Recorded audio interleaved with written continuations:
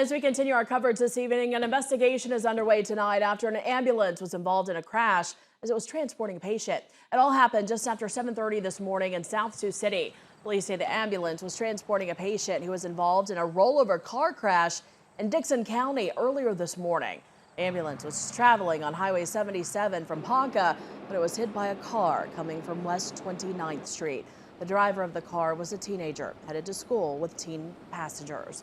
An EMT had significant injuries and was transported along with the patient in the Ponca ambulance.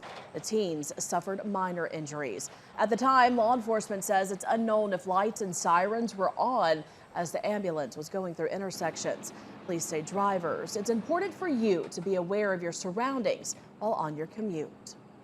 Just because you have a green light, and you have to be very careful that the vehicle's traveling the other direction. Just because they have a red light doesn't necessarily mean they're going to stop, whether it's an emergency vehicle or not.